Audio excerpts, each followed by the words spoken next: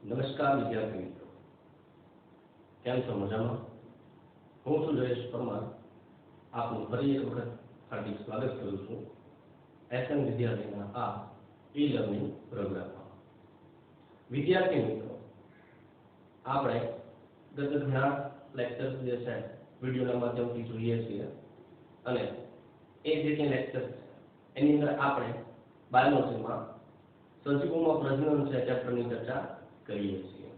તમે જાણો છો સજીવોમાં પ્રજનન એના સંદર્ભમાં ઘણી બધી ચર્ચા આગળ પણ આપણે કરી ચૂક્યા છીએ. આ સેશનની આગળનું સેશન આગળનો જે છેલ્લો આપણો લેક્ચર છે વિડીયોમાં, એ લેક્ચરની અંદર આપણે લિંગી પ્રજનનની બાબતમાં સજીવો છે એની લાક્ષણિકતાઓ, એના માટે ઘણી મહત્વની બાબતો શીખ્યા. વિદ્યાર્થી મિત્રો, જો આગળનો વિડીયો ના જોયો હોય તો એને જોઈ લેવો અને પછી આ વિડીયોની શરૂઆત કરવી. મિત્રો, ગયા લેક્ચરની અંદર આપણે સજીવની બાબતમાં જે કહી શકાય કે પ્રજનન ઉપર અસર કરતા પરિબળો, જેમાં આપણે એક એવો તર્ક મેળવ્યો હતો કે અંતઃસ્ત્રાવો અને પર્યાવરણીય પરિબળો જે છે એની આંતરક્રિયા જે છે, એની વચ્ચેની આંતરક્રિયા છે એ લિંગી પ્રજનન જે છે એનું નિયંત્રણ કરવા માટે જવાબદાર છે. મિત્રો, યાદ કરો આગળના સેશન, એમાં એવું પણ આપણે ચર્ચા કરી ગયા છીએ કે સજીવો પ્રજનન કેવી રીતે કરે છે, સજીવો પ્રજનન કેવી રીતે કરે છે તેના માટે કોણ જવાબદાર છે, કયા ઘટકો જવાબદાર છે. તો એમાં આપણે નિવાસસ્થાન, જે કે સજીવ છે એની આંતરિક દેહધર્મ ક્રિયા અને એ ઉપરાંત અન્ય પર્યાવરણીય પરિબળો જે છે એ સામૂહિક રીતે જવાબદાર છે એવું જોઈ રહ્યા છીએ. અને મિત્રો, આ ત્રણેય બાબત તમને આગળના બે લેક્ચર જે છે ત્યાં સુધીમાં જે છે એ વ્યવસ્થિત સમજાઈ ગઈ છે કે કેવી રીતે નિવાસસ્થાન જે છે એ પ્રજનનની ક્રિયા જે છે એને અસર કરે છે, કેવી રીતે પર્યાવરણીય પરિબળો જે છે એ પણ જે છે સજીવની ક્રિયા જે છે પ્રજનન માટેની એને અસર કરતા બને છે, બરોબર. અને ત્યારબાદ જે છે એની આંતરિક દેહધર્મ ક્રિયા એટલે અંતઃસ્ત્રાવીય ચક્ર જે છે એની પ્રવૃત્તિ જે છે એમાં ચક્રીય ફેરફાર આવે છે. મિત્રો, માદા સક્ષમ સજીવો હોય કે જે લિંગી પ્રજનન ધરાવતા અને એમાં પ્રાથમિક અવસ્થા દરમિયાન શું જોયું હતું આપણે કે અંડપિંડ, સહાયક ગ્રંથિ અને અંતઃસ્ત્રાવ ની પ્રવૃત્તિમાં ચક્રીય ફેરફાર દર્શાવે છે. હવે આ ચક્રીય ફેરફાર જે છે એની ઉપર અસર કરતા કોણ સાબિત થાય છે? જો વાતાવરણના ચોક્કસ ઘટકો હોય તો એને ઋતુકીય ઋતુચક્ર કહે છે અને એ માટે ઋતુ સંવર્ધકો અથવા તો ઋતુકીય સંવર્ધકો શબ્દ જે છે યોગ્ય છે એવું પણ આપણે ચર્ચા કરી ગયા છે, બરોબર ને? અને એ જ રીતે જે છે કે જો આ ચક્રીય ફેરફાર જે થઈ રહ્યા છે, અંતિમ છે, સહાયક ગ્રંથિ છે, અંતઃસ્ત્રાવો છે, બરોબર, તો એ તમામ જે છે એની પ્રવૃત્તિમાં સક્રિય ફેરફાર થાય છે. એના માટે વાતાવરણના ઘટકો જવાબદાર નથી, પરંતુ જે તે સજીવ છે એની આંતરિક ક્રિયાઓ જે છે દેહધર્મ ક્રિયા એ જવાબદાર હોય અને એ પોતે પોતાના પ્રાથમિક કાળ એટલે કે પ્રજનન અવસ્થાના તબક્કા દરમિયાન, સમગ્ર તબક્કા દરમિયાન શરૂઆતથી અંત સુધી જો સંતતિ નિર્માણ માટે, પ્રજનન માટે સક્રિય હોય, અને આપણે શું કીધું હતું, સતત સંવર્ધકો, માસિક સંવર્ધકો જે છે એ તરીકેના આપણે ઓળખીએ છીએ. એમાં માસિક ઋતુચક્ર જોવા મળે છે. એનું ઉદાહરણ છે માદામાં, બરોબર ને? અને છેલ્લે આપણે એવી ચર્ચા કરી કે લિંગી પ્રજનન કરતા તમામ સજીવો છે અને તમામ કિસ્સાઓ છે એમાં સામાન્ય બાબત કઈ છે? તો એમાં નર અને માદા જન્યુઓનું જોડાણ થાય છે અને સાહજિક બાબત છે, બરોબર. લિંગી પ્રજનન જે છે એની ઘટના જે છે એને સમજવાની સરળતા ખાતર આપણે ત્રણ પ્રક્રિયાઓમાં એને આપણે વહેંચી દીધી છે. કઈ કઈ? પૂર્વફલન, ફલન અને પશ્ચફલન. તો છેલ્લા સેશનમાં આપણે સુધી જોયું હતું વિદ્યાર્થી મિત્રો, આજે આપણે પૂર્વફલન ઘટનાઓ જે છે એની ચર્ચા કરવાના છીએ. તો ચાલો શરૂ કરીએ.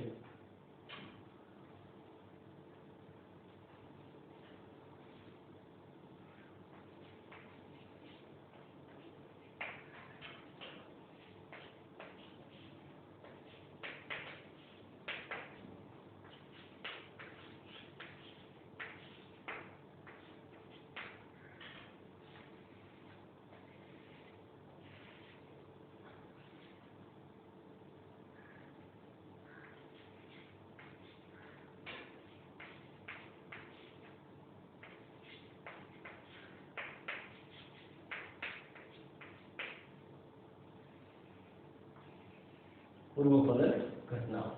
શું છે આ પૂર્વફલન ઘટના?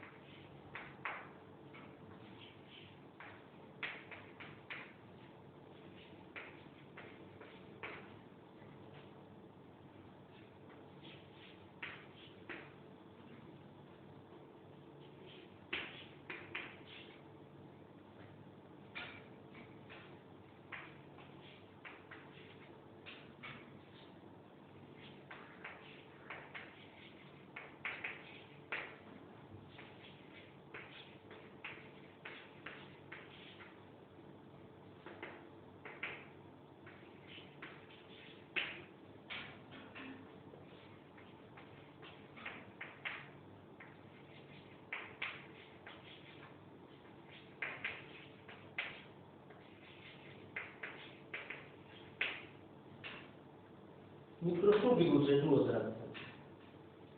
પૂર્વફલન ઘટનાઓ જન્યુઓના જોડાણ પહેલા જોવા મળતી તમામ ઘટનાઓ. જે કે ઘટના એવી છે કે જે જન્યુઓ છે, નર જન્યુ અને માદા જન્યુ છે, એનું જોડાણ થવું, એનું સંયુગ્મન થવું. બરાબર? તો જન્યુઓના જોડાણ પહેલા જોવા મળતી તમામ એવી ઘટનાઓ છે કે જેને પૂર્વફલન તરીકે અથવા પૂર્વફલન ઘટના તરીકે ઓળખવામાં આવે છે. વિદ્યાર્થી મિત્રો, અહીંયા પૂર્વફલન જે કીધું છે, બરાબર, એને પણ બે ભાગમાં વહેંચવામાં આવે છે. જોઈએ કયા બે ભાગ છે? તો પૂર્વફલન ઘટના છે એના બે ભાગ છે, જેમાંથી એક ભાગ છે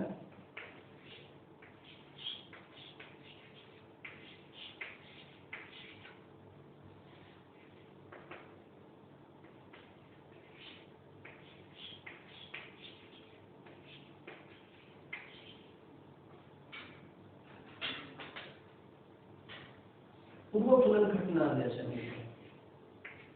એના બે ભાગ છે, જેમાંથી પહેલું છે જન્યુ જનન અથવા તો જન્યુ જનક તબક્કો જે છે એનો સમાવેશ થાય, અને બીજી જે ઘટના બને છે તે જન્યુઓનું વહન, એટલે કે બનેલા જે જન્યુ છે એનું વહન થાય. તો જન્યુ જનક અને જન્યુ વહન જે છે આ બે ઘટના જે છે એવી છે કે જે નર જનનકોષ અને માદા જનનકોષ છે આ બંને જોડાય એની પહેલા જોવા મળતી ઘટના થઈ તો એને પૂર્વફલન કીધું છે. પૂર્વફલનમાં કઈ બાબતનો સમાવેશ થાય? જન્યુ જનન અને જન્યુ વહન. એટલે આ જન્યુ જનન છે એ જન્યુ જનક તબક્કા તરીકે ઓળખાય છે મિત્રો, જેના પછીના ચેપ્ટરમાં આપણે વ્યવસ્થિત ગંભીરપૂર્વક જોવાના છીએ. બરોબર? પણ અહીંયા આગળ શરૂઆત કરીએ તો બંને તબક્કાને આપણે સમજવાનો પ્રયત્ન કરીશું. બરાબર? તો ચલો જોઈએ જન્યુ જનન.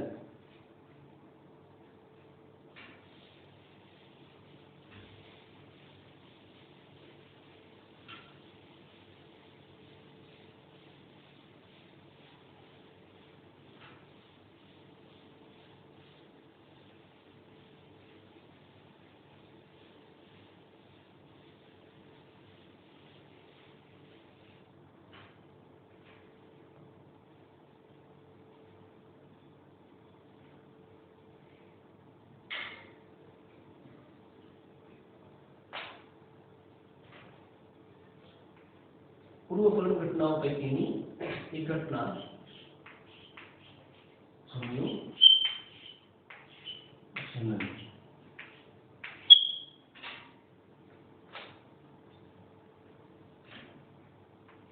શું કીધું છે?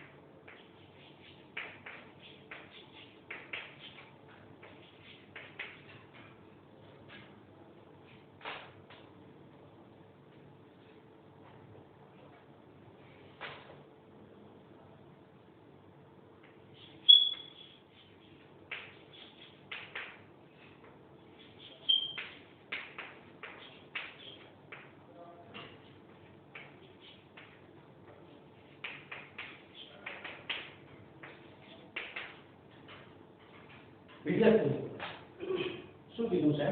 જન્યુ જનન છે. તો જનન કોષો અથવા તો જન્યુઓ છે એના નિર્માણની પ્રક્રિયા છે. આપણે શું કીધું કે પૂર્વજન ઘટના શું? તો જન્યુઓના જોડાણ થયા પહેલાની તમામ ઘટના આવી ગઈ છે. એનો મતલબ કે જો પૂર્વજન કમ્પ્લીટ થાય તો જન્યુનું જોડાણ થશે. હવે જો જન્યુનું જોડાણ થવું હોય તો પહેલા એનું નિર્માણ તો હોવું જોઈએ. તો આ એ તબક્કો છે જન્યુનું નિર્માણ, જનનકોષનું નિર્માણ. તો જનનકોષના નિર્માણની પ્રક્રિયાને જન્યુજનન તરીકે ઓળખવામાં આવે છે. અથવા તો જન્યુજનન એક એવી પ્રક્રિયા છે જે દરમિયાન જનનકોષો અથવા જન્યુઓનું નિર્માણ થાય છે. પણ મિત્રો અહીંયા નિર્માણ થતા જન્યુઓને છે એને નરજન્યુ અને માદાજન્યુ તરીકે માદાજન્યુ તરીકે ઓળખવામાં આવે છે. બરાબર. અને આગળ શું કીધું છે? જન્યુઓ એટલે કે આપણે નરજન્યુ અથવા માદાજન્યુ જે નિર્માણ પામે છે તે શું છે? બીજું કંઈ નહીં પરંતુ એકકીય એન પ્રકારના કોષો છે. એકકીય એન પ્રકારના કોષો છે. બરાબર. શા માટે એકકીય એન પ્રકારના કોષ કીધા મિત્રો? એનું કારણ છે થોડી ઘણી માહિતી તમે ધોરણ 10 ની અંદર પણ આગળ ભણી ગયા છો. 11મું ધોરણ જે છે એની અંદર પણ ક્યાંક સમવિભાજન અને અર્ધીકરણ જે છે એ વિભાજન ભણી ગયા છો. બરાબર.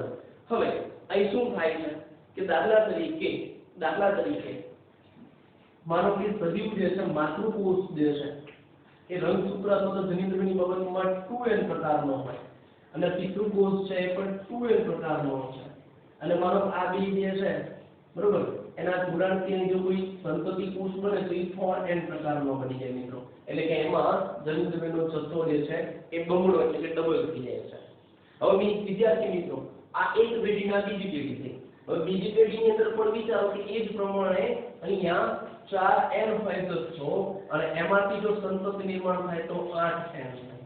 તો મિત્રો કલ્પના કરો કે આમ તો આગળ તરફ જતા જોવા જાવ તો એ કોષ જે છે એ આટલો બધો જનન કોષ જે છે આટલા બધા જે કહી શકાય એ જનિન્દ્રિયનો જથ્થો ધરાવી શકે એ પોસિબલ નથી. એમાં શું થશે? વિકૃતિ થતી જશે અને સજીવ જે છે એનું અસ્તિત્વ જોખમાય છે. એ પોસિબલ નથી. તો એનું સોલ્યુશન શું હોઈ શકે?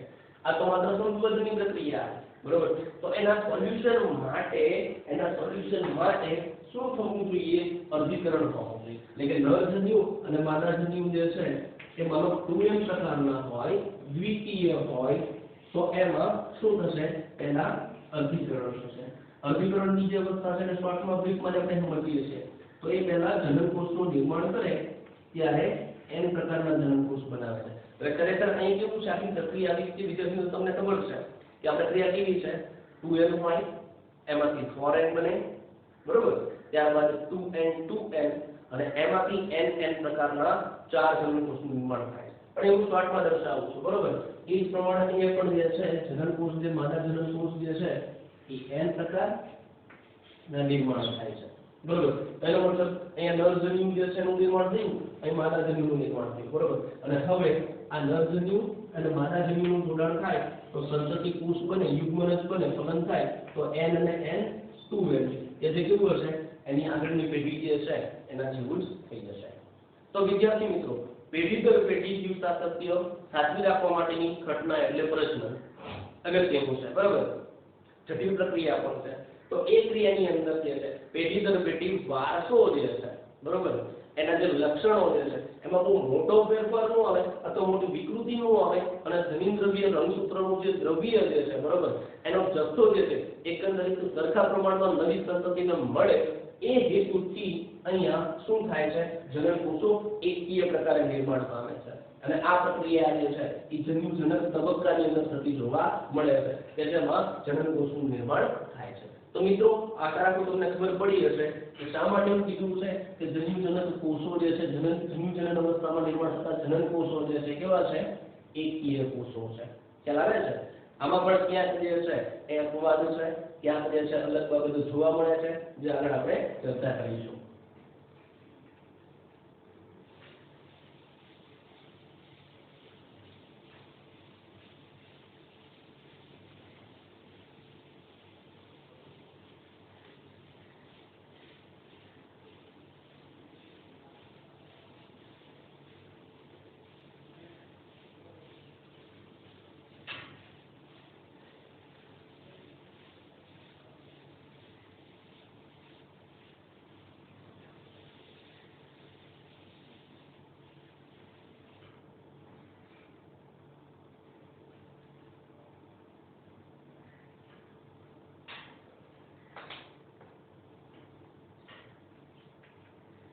આગળ જોઈએ.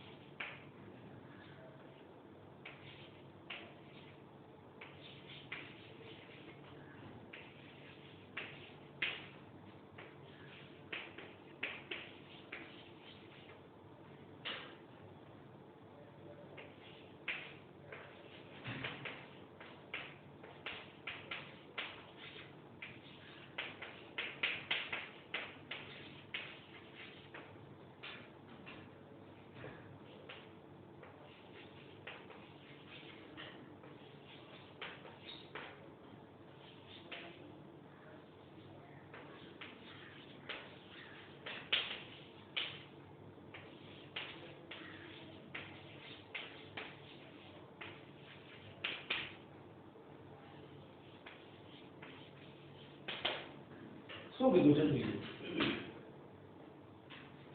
કેટલીક લીલમાં નિર્માણ થતા બંને જન્યુઓ, નર અને માદા બંને જન્યુઓ દેખાવમાં સરખાપણું દર્શાવે છે, એટલે સમાવે છે, બરાબર? જેથી તેઓને નર જન્યુ કે માદા જન્યુ જે છે એમાં અલગ કાઢી શકાતા નથી. જ્યારે કે બંને સમાન હોય અને નર જન્યુ માદા જન્યુને અલગ ના કરી શકાય, ડિસ્ટિંગાઇઝ વિગતનો ભેદ ના પાડી શકાય, ત્યારે આથી આવા જન્યુઓને શું કહે છે? સમજન્યુઓ તરીકે ઓળખવામાં આવે છે. શું કહેવાય છે? નવો શબ્દ છે સમજન્યુઓ. બંને સમાન છે એટલા માટે સમજન્યુઓ તરીકે ઓળખવામાં આવે છે. મિત્રો અહીંયા જે સમજન્યુઓ છે બરાબર, એ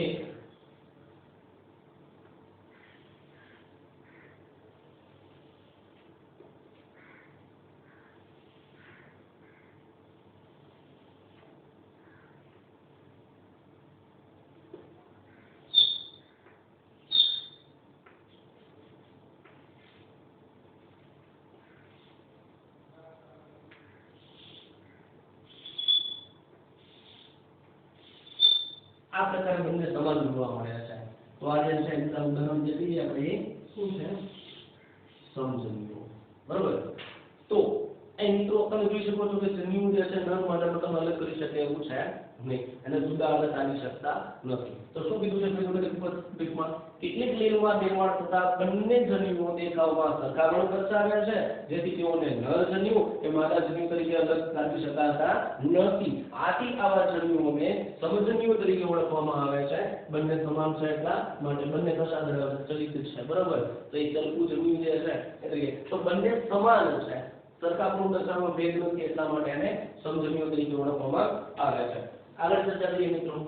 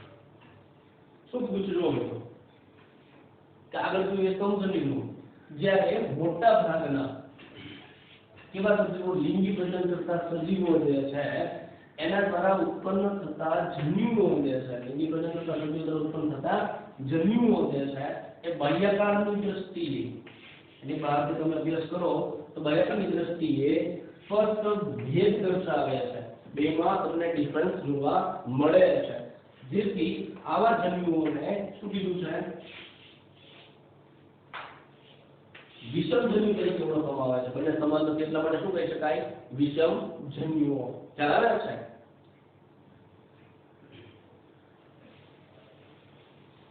તો સમજન્યુઓને વિષમ જન્યુ સમજન્યુ ક્યારે તો ઉત્પન્ન થતા જન્યુઓ જે છે એ દેખાવમાં સરખા હોય બંને વચ્ચે સ્પષ્ટ ભેદ તમે પારખી ના શકો તો એમને સમજન્યુ કહેવાય છે બરાબર લેવલમાં જે છે સમજન્યુનું ઉદાહરણ જે છે લઈ શકાય છે અને વિષમ જન્યુ ક્યારે કીધું છે જ્યારે નિર્માણ થતા બંને જન્યુઓ વચ્ચે બાહ્યકાળની દ્રષ્ટિએ સ્પષ્ટ ભેદ દેખાતો હોય ત્યારે એમને વિષમ જન્યુ તરીકે ઓળખાય છે એમાં આગળ જોઈએ વિષમ જન્યુની અંદર તો ભેદ છે એટલા માટે શું કીધું આપણે વિષમ જન્યુ છે તો આવા સજીવોમાં આવા એટલે કેવા સજીવો વિષમ જન્યુ નિર્માણ કરે છે તેવા સજીવોમાં સ્પષ્ટ ભેદ છે તેવા આવા સજીવોમાં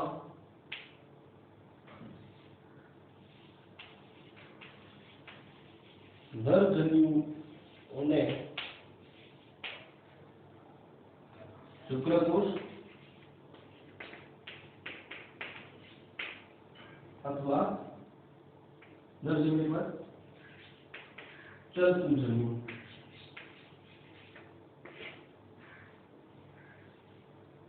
જ્યારે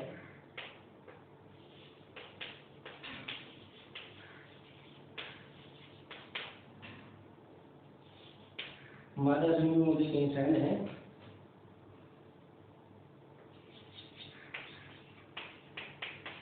અંડકોષ બરાબર અથવા તો જે છે ચલપુ જન્યુ કીધું છે બરાબર અને આ જે છે માદા જન્યુ તરીકે ઓળખાય છે આપણે કે માદા જન્યુ બરાબર પણ કેવા છે કદમાં આના કરતા મોટા સ્પષ્ટ ભેદ છે પણ જોઈએ જરાક સ્પષ્ટ ભેદ શું છે બરાબર હવે અહીંયા શુક્રકોષ અને અંડકોષ તો મિત્રો બે વચ્ચે સ્પષ્ટ ભેદ દેખાઈ આવે છે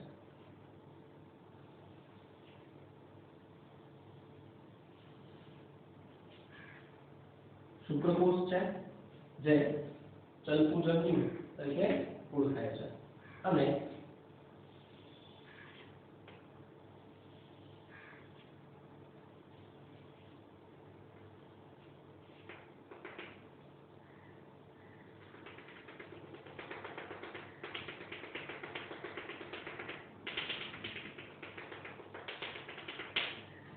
એ છે અંડકોષ માદા જન્યુ બરોબર હવે ચલપુ જન્યુ શા માટે કીધું મિત્રો કારણ કે એ ચલિત છે પૂંછડી ધરાવે છે બરાબર છે એમાં પૂંછડીનો ભાગ જે છે કસા જે છે જોવા મળે છે એટલે ચલિત છે તો બે વચ્ચે શું બધું સ્પષ્ટ ભેદ દેખાય છે હવે કેવું છે કે જ્યારે વિષમ જન્યુ નિર્માણ કરતા મોટા ભાગના સજીવો જે છે બરોબર એમાં આ જન્યુઓ જે છે વિષમ જન્યુ છે એમ આપણે કીધું પણ નર જન્યુ જે છે એ કેવા છે તો નર જન્યુ એમાં સ્પષ્ટ ભેદ છે નર જન્યુ કદમાં નાના હોય અને ચલિત હોય એટલે કે પોતે જે છે એક જગ્યાએ બીજી જગ્યાએ મૂવમેન્ટ કરી શકે છે જ્યારે માદા જન્યુ જે છે એટલે અંડકોષ જે છે એ કેવા કદમાં મોટા અને પ્રમાણમાં ઢીલા હોય છે અને મોટા ભાગે જે છે ચલિત અવસ્થા ધરાવતા નથી ખ્યાલ આવે છે એનું કારણ શું શા માટે કદમાં મોટા હોય છે અને નરજન્યુ શા માટે કદમાં નાના હોય કારણ કે નરજન્યુને વહન કરવાનું હોય મૂવમેન્ટ કરવાની છે એટલા માટે એનું કદ નાનું અને વજનમાં હલકા હોય થોડા બરોબર જ્યારે આ વજનમાં ભારે કદ વધુ છે કારણ કે આ અંડકોષ એવો છે જેની સાથે શુક્રકોષ જે છે એ જોડાઈ અને ફલિતાંડ બનાવશે અથવા તો યુગ્મનજ બનાવે આમાંથી નવી સંતતિ નિર્માણ થવાનું છે તો મિત્રો જ્યાં સુધી જરાયુનું નિર્માણ ન થાય ત્યાં સુધી આ કોષ જે છે એ વિભાજનની પ્રક્રિયામાં પાર્ટિસિપેટ થાય, ભાગ લે, અને એ ભાગ દરમિયાન જે છે જ્યાં સુધી વિભાજન ચાલતું હોય ત્યાં સુધી જે છે એ પોષણની જરૂરિયાત છે. એ પોષણ ક્યાંથી મેળવશે? એ પોષણયુક્ત છે. અને પોષણ જે છે ને મોટું પોષણયુક્ત હોય છે, બરોબર. એટલે કે નવી સંતતિના નિર્માણ માટે પોષણની રચના તરીકે જોવા મળે. એટલા માટે કદમાં મોટા છે અંડકોષ અથવા તો માદાજન્યુ અને શુક્રકોષ કદમાં નાના જોવા મળે છે. ખ્યાલ આવે છે મિત્રો? તો સ્પષ્ટીકરણ સાથે બે વ્યાખ્યા ક્લિયર થાય છે, બે શબ્દ ક્લિયર થાય છે. સમજન્યુ કોને કહેવામાં આવે છે? એવા જન્યુ કે જેમાં નર અને માદા જન્યુ જે છે એ દેખાવમાં સમાન હોય, એને તમે અલગ કાઢી શકતા નથી, તો એ સમજન્યુ છે.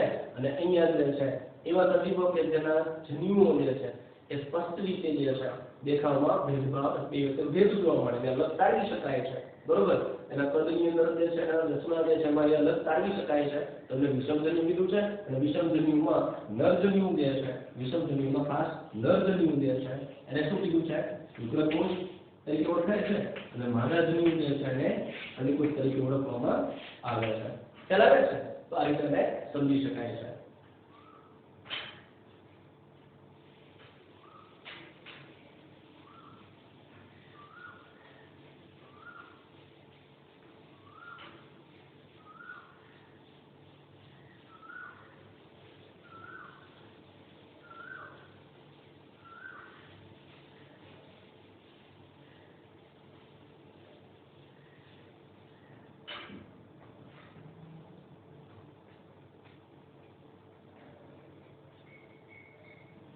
આગળ જોઈએ વિદ્યાર્થી મિત્રો, એમાં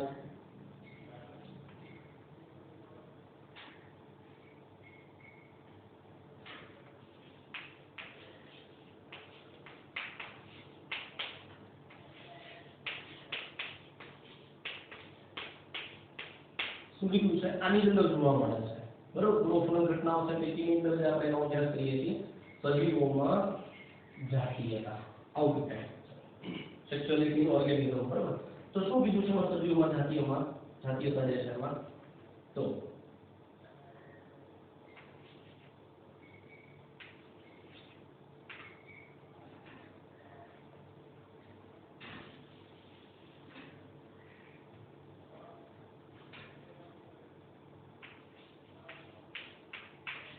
લિંગી પ્રજનન પદ્ધતિ,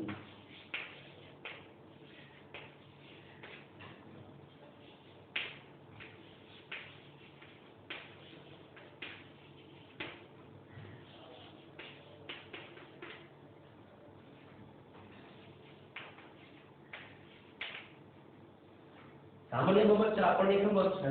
તથા લિંગી પ્રજનન જે છે એમાં શું થાય છે કે બે જન્યુઓનું જોડાણ થાય છે. એ તો આપણે આગળ ચર્ચા કરીએ. પણ અપવાદ છે, મેં પહેલા કીધું હતું કે જીવવિજ્ઞાન છે એમાં વૈશ્વિક દ્રષ્ટિએ જે છે સજીવોમાં સજીવ વિશ્વ છે એમાં વિવિધતા એટલી બધી છે, ક્યાંક કોઈક અપવાદરૂપ તો મળી જાય છે, બરોબર. બધું જ કન્ડિશન અને બધા સજીવો માટે એક સમાન ધારણ કરી શકતા નથી, બરોબર. તો જોઈએ લિંગી પ્રજનનમાં બે જન્યુઓનું જોડાણ થાય છે, પણ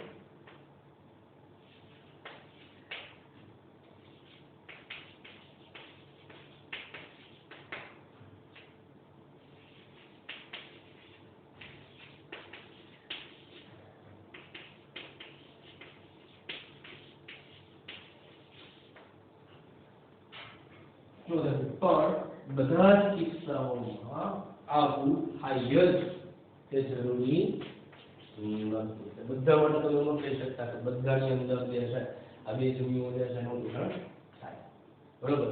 લેખન જે છે ત્યાં તો થોડું ઊંડાણપૂર્વક સમજવાની જરૂર પડે છે. અને ચેપ્ટર જે છે એના જે કઈ પોઈન્ટ છે એના આપણે થોડા ઊંડા ડીપમાં ઉતરતા જઈએ છીએ, બરોબર. આગળ જોઈએ જરા બધા કિસ્સામાં આવું નથી તો શું છે?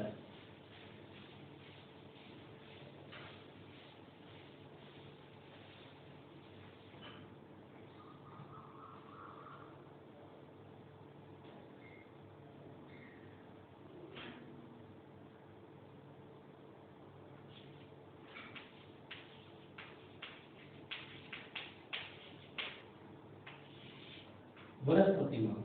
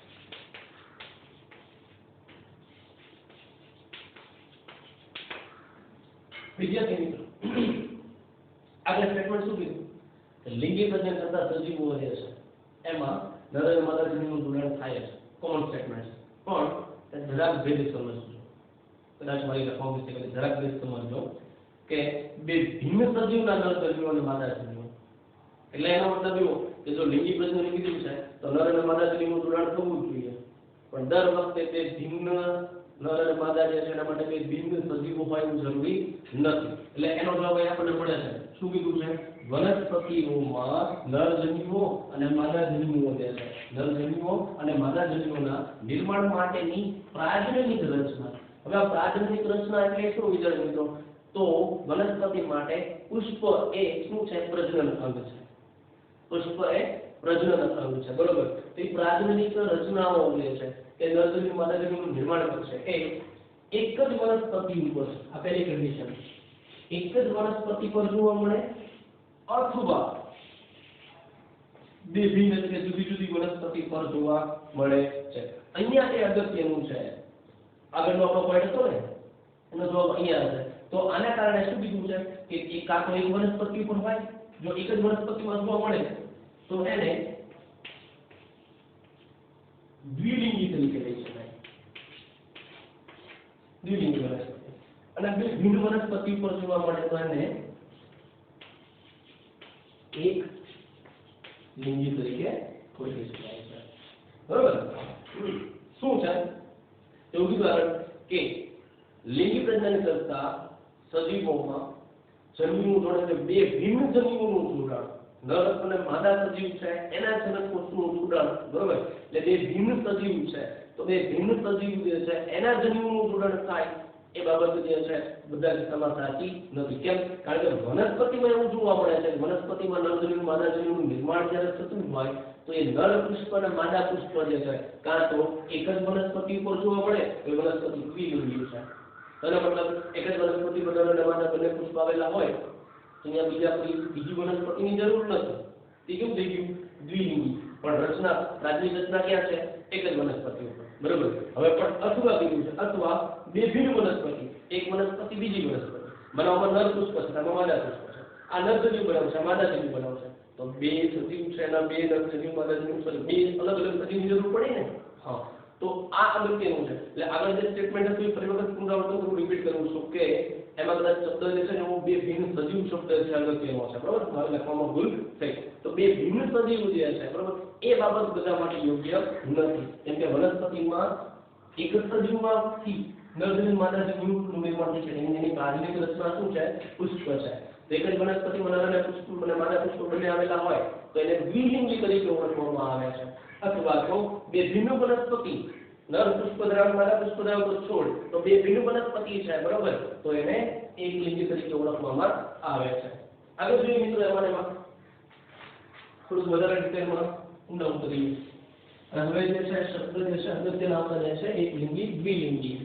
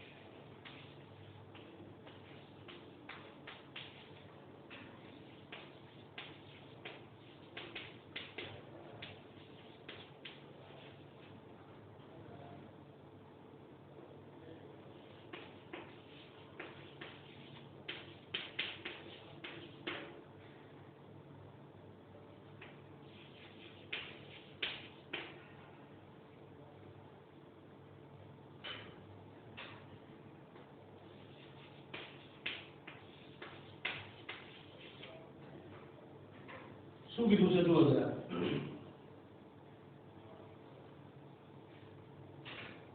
કેટલીક ફૂગ અને વનસ્પતિઓ જે છે એમાં દ્વિલિંગી કીધું છે, ખાસ દ્વિલિંગી સૂચવતો શબ્દ જે છે એ સમસૂકાયક અથવા તો એક સદની વપરાય છે. ફરી વખત અગત્યનું છે શબ્દની માયાજાળ છે. કેટલીક ફૂગ અને વનસ્પતિઓ જે છે એમાં દ્વિલિંગી જે છે બરોબર એ સૂચવતો શબ્દ જે છે તેનો તમે સમસૂકાયક અથવા તો એક સદની વપરાય છે. હવે અહીંયા કણે જે છે એ શબ્દ ત્રણ અગત્યના છે. એક તો દ્વિલિંગી જોજો ધ્યાનથી. તો દ્વિલિંગી જે છે એનો મતલબ શું થાય કે એક જ વનસ્પતિ જે છે એક જ વનસ્પતિ ઉપર નર અને માદા બંને છોડ જોવા મળે. તો એ જોઈ જશે એટલે કે નર પુષ્પ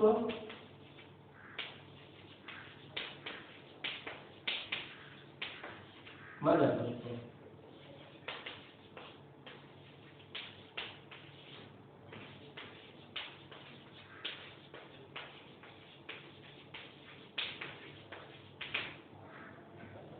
શું કીધું છે દ્વિલિંગી એટલે નર પુષ્પ અને માદા પુષ્પ બંને એક જ જો શબ્દમાં જો એક જ વનસ્પતિ પર જોવા મળે છે. હવે અહીંયા જે છે એટલા માટે શું કીધું દ્વિલિંગી કીધું. આગળ જોયું દ્વિલિંગી શું છે એક જ વનસ્પતિ ઉપર પ્રાજનનિક રચના વનસ્પતિમાં જોવા મળતી પ્રાજનનિક રચના કે જે નરજન્યુ અને માદાજન્યુનું નિર્માણ કરે છે બરોબર અને કોણ છે પુષ્પ છે બરોબર. તો હવે નર પુષ્પ અને માદા પુષ્પ એક જ વનસ્પતિ ઉપર જોવા મળે બંને. તો પહેલા શું કીધું આપણે દ્વિલિંગી બરોબર પણ એક જ વનસ્પતિ ઉપર છે તો અહીં શું કીધું શબ્દ સમસૂકાયક. આના માટે શબ્દ છે સમસૂકાયક સમાન સુકાય એટલે શું થાય સુકાય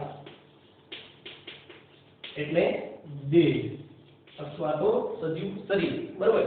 તો એક જ વનસ્પતિ દિનેશ ઉપર જ્યારે નર પુષ્પ અને માદા પુષ્પ બંને જોવા મળે તો એને સમસૂકાયક કહેવાય. એને દ્વિલિંગી વનસ્પતિ કહેવાય.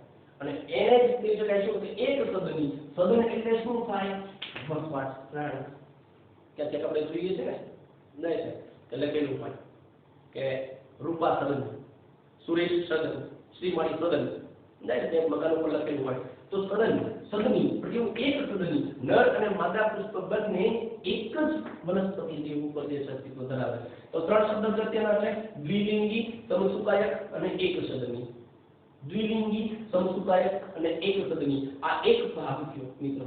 આ એક ભાગ થયો.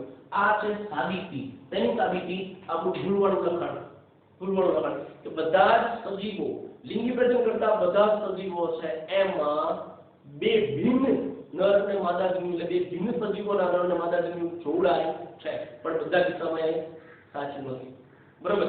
હા જો તમે કઈ સમજીતું ને કે દ્વિલિંગી એમ એક લિંગી હોય તો બરોબર. હવે આની અંદર જે બીજા સદની જરૂર પડતી નથી. એક સદની છે એટલે બંને નર પુષ્પ માદા પુષ્પ એક જ વનસ્પતિ છોડવું પડશે. પણ આમાં હવે વળી પાછું જેવું આપણું વાક્ય હતું ને છે એ સાચું ક્યારે બને એ કીધું ને બધા જ કિસ્સામાં એ યોગ્ય નથી બરોબર. તો આના માટે યોગ્ય નથી. હવે યોગ્ય કોના માટે છે વનસ્પતિમાં પાછું બીજું એક્ઝામ્પલ જોઈએ આમાં બીજી બાબત.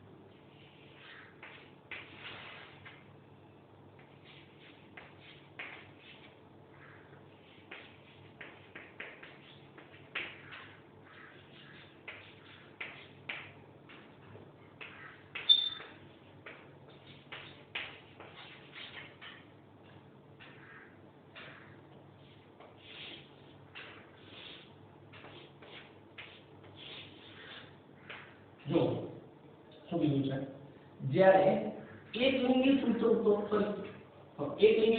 શબ્દ જે છે એ વિષમ સુકાય એના માટે વિષમ સુકાય શબ્દ જે છે આ શબ્દ છે એના માટે વિષમ સુકાય અથવા તો દ્વિસદની શબ્દ જે છે વપરાય છે એટલે શું જો એક લિંગી કીધું છે એનો મતલબ જ્યારે વનસ્પતિ માટે નર પુષ્પ અને માદા પુષ્પ બે અલગ અલગ વનસ્પતિ પર છે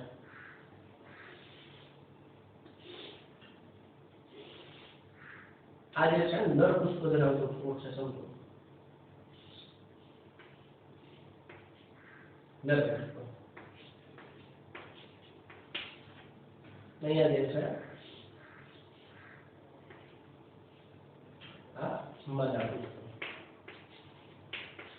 ધરાવતો છોડ તો આ બંને અલગ અલગ છે ને મિત્રો એટલા માટે આ શું થશે એક લિંગી પછી વિષમ સુકાય વિષમ એટલે જે અસમાન એટલે અલગ અલગ છે બરોબર સુકાય આ નર પુષ્પ ધરાવતો વનસ્પતિ બે અથવા વનસ્પતિ સુકાય અને માદા પુષ્પ ધરાવતો વનસ્પતિ સુકાય તો બે અલગ અલગ થયું એટલા માટે શું શબ્દ આવે વિષમ સુકાય અથવા તો દ્વિસદની નર અને માદા પુષ્પને વસવાટ ક્યાં છે બંનેનો દ્વિસદની બે અલગ અલગ સદન બે અલગ અલગ જગ્યા ઉપર બરોબર તો આ જે છે દ્વિસદની કહી શકાય એક લિંગી કહી શકાય અને વિષમ સુકાયક બરોબર એ અને આગળ જે એક્ઝામ્પલ જોઈશું એમાં શું જોવા મળે તો એના માટે આ વનસ્પતિ છોડ હોય બરોબર તો વનસ્પતિ છોડની અંદર મોટે ભાગે જોવા મળે કે નર પુષ્પ જે છે એ ઉપરની તરફ હોય અને માદા પુષ્પ જે છે એ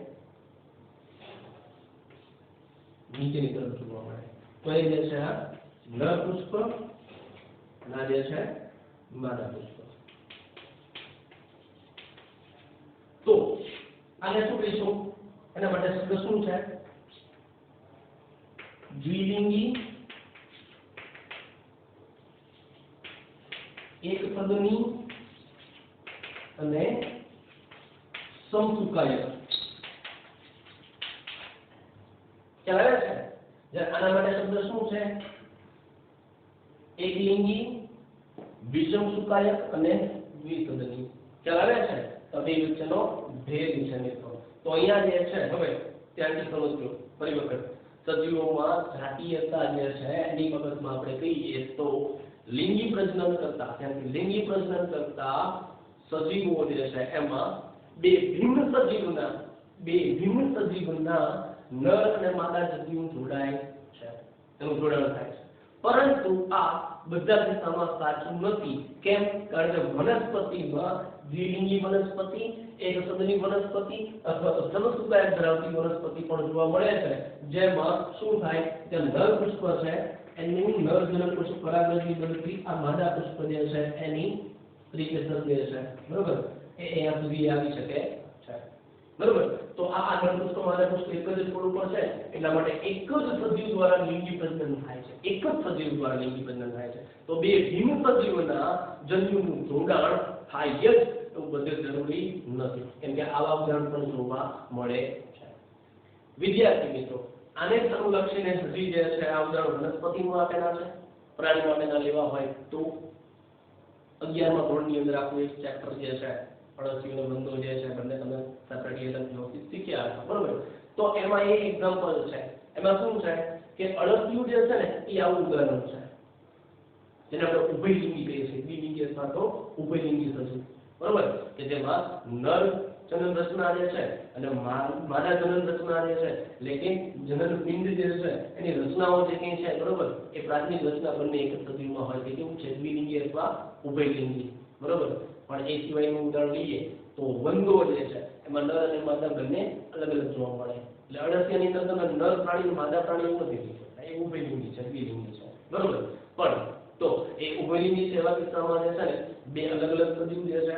એના નરજન્યુ માદાજન્યુ જે છે એ સાચું નથી થતું બરોબર તો અહીંયા જે છે આ એક સદની જેવા ઉદાહરણ માટે એ સ્ટેટમેન્ટ ખોટું સાબિત થઈ શકે છે બરોબર અન્ય ઉદાહરણ જે છે પણ આપણી બુકની અંદર આપેલા હશે વાંચતો થોડું વિચારજો આશા રાખું છું વિદ્યાર્થી મિત્રો આજના સેશનમાં પણ તમને ખૂબ મજા આવી હશે ઘણા બધા નવા શબ્દો જે છે શીખવા મળ્યા હશે ટેક્સ્ટ બુકને વાંચતા રહેજો અગત્યના શબ્દની અંડરલાઈન કરતા રહેજો અને બને ત્યાં સુધી એને મેમરાઇઝ કરવાનો પ્રયત્ન કરજો ગોખવાની જરૂર નથી જો સમજી જાય તો વાર્તા પૂરી ખ્યાલ આવે છે તો મળીએ આવતા નેક્સ્ટ લેક્ચરમાં જેની અંદર હજી આપણે વિશેષ માહિતી લિંગી પ્રજનન લે છે એની મેળવવાની છે.